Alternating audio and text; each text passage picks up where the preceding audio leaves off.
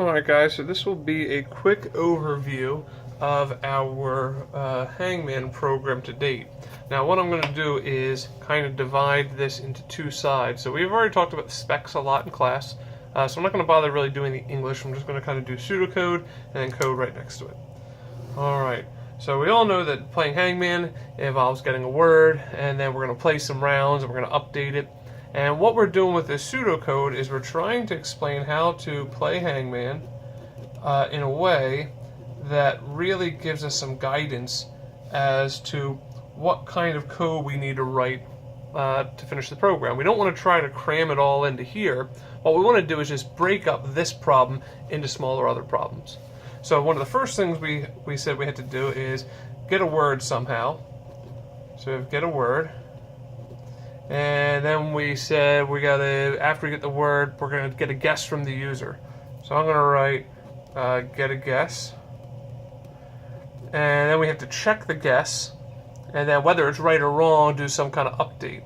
So we're gonna do if how about we say the guess is right, guess is correct. If the guess is correct, remember we're writing pseudocode, so it's okay to kind of mix between code and English. So get a word, get a guess. If the guess is correct, we're going to take those spaces that we were using, those dashes, and update them. So update the spaces.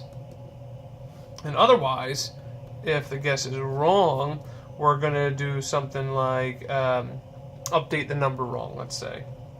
Update the number wrong. Alright, now let's go back and review. So remember, there's always a cyclical process.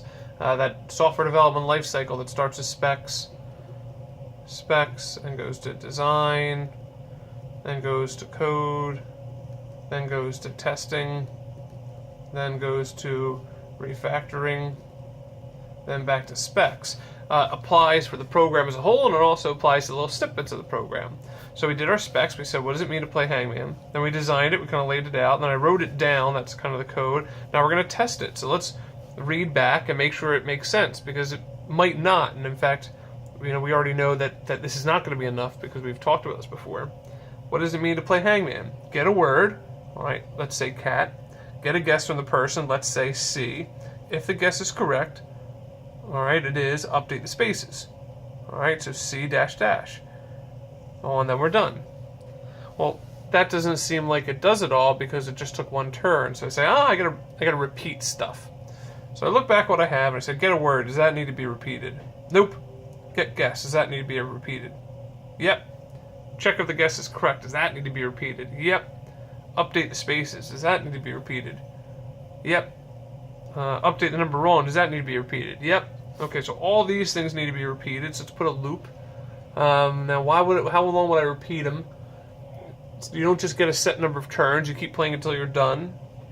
So that word until tells me a while loop, but let's just write for the time being until we are done, or until the game is over, do all of this stuff. Well, that seems like it works. Now, right now on paper, this actually seems pretty good. There's something that's missing that we'll realize when we actually start to turn this into a program, and that's that we never really explicitly ask the computer to display anything. So we're saying get a word, get a guess, check if it's correct, update the spaces, update the number wrong, but we never really say show what's on the screen or show the game. So let's do that by adding another part here. We'll say we're going to keep repeating the display. Show how the game looks over and over again. So let's say display the game. Alright, now if we turn this into code, we don't really have to do too much work. Most of it's done for us already. So let's go over here and we'll do play Hangman again, but let's write the formal method declaration. So our methods are always going to be public, static. Alright, remember these parts are just what we call the modifiers. And we've kind of talked about what they mean. We said public means methods can be called from anybody. Static basically means that it can be used in a method with a main, or a program with a main method. So we're always just going to put them in. Now the next piece we have for a method declaration is the return type. Return type. So does this method give us something back by doing it? And we're just saying go play Hangman. Not really any expectation for anything to be returned. So this is going to be a void type method. And then the last part is the method name. Method name. And in this case, the name is PlayHangman. And I kind of lied. There's actually one more part, but we're not using it here, so I don't have to worry about it. This space here is reserved for parameters, or things that are needed in order to run this method. Now, we don't need anything in order to play Hangman. We're just going to do it all in here. So there's no parameters, nothing being passed into the method. Then we give ourselves a curly brace up here, and a close curly down here, and we write our code. And the nice thing is, this is in pseudocode already. It's pretty easy to translate. Get a word, and I see this parentheses. It's a method. So I'm going to say get a word, parentheses, semicolon. Pretty good. Now, one thing you always ask yourself when you see a method that says get is, well, hey, if I'm getting something, do I have a place to put it when it comes back? So if we're getting a word, where does that word go? You can think of this method, or this little line of text, as the actual word. So say cat, dog, frog, whatever it is that we're going to be using in the game. Well, as soon as I go to the next line, that's forgotten, unless I store it somewhere, like in a variable. Now, assuming we have somewhere up here a global variable, call it a string word. Let's assume we have that. I could just write word equals get a word. So if you have a global variable, I can just refer to it, no problem. If you don't have a global variable, that's fine. You just have to declare it here. So string word equals get a word. Okay, until we are done. Next line. Until always, always, always, always, always means while loop. So while we are done. We are done. How do we say that? Well, I'm not really sure how to figure that out right now. And since it would probably take more explaining, I'm just going to make it another method. So I'm going to write a method called done. Oh, while we are not done, just figure that out now. Until we are, or no, sorry, until we are done, because until is a negative. So until we are done. Well, that's the same as saying while we are not done. While we are not done, what do we want to do? Display the game.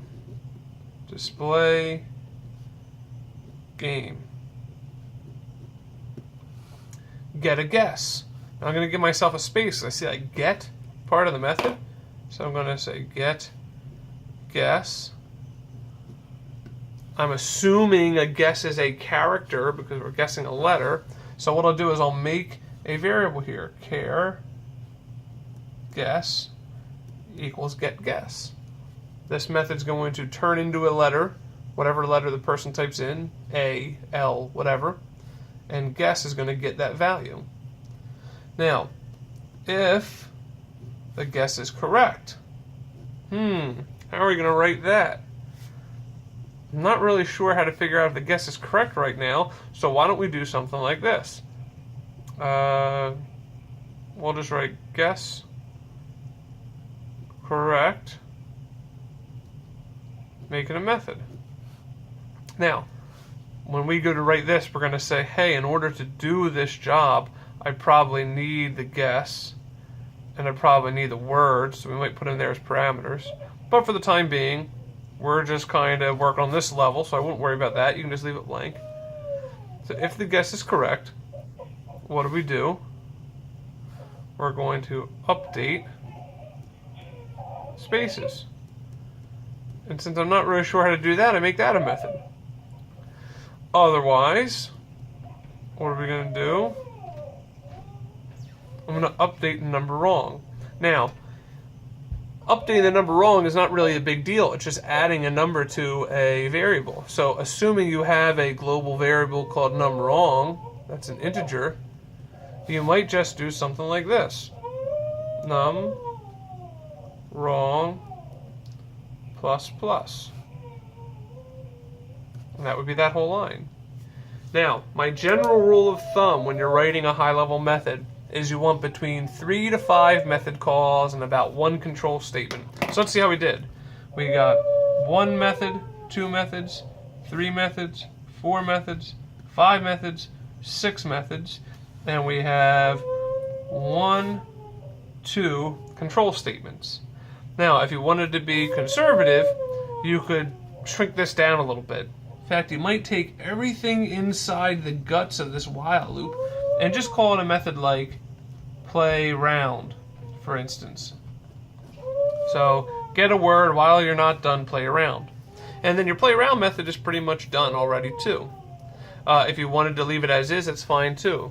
The reason that I would err on the side of limiting it is because as we refactor this program, remember after we're done playing the program and it works and we decide to improve it, we're probably going to add features. And those features will probably go into this PlayHangMan method. For instance, we might add a method at the bottom, something like,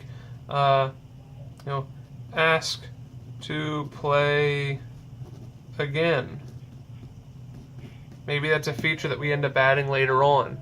Maybe at the beginning, instead of just getting a word, we have a method choose category. So as we start adding features category, this will start to balloon, and then we really get to a point where we have way too many methods. So something to consider, but there you go. That's basically the PlayHangman pseudocode and then the code.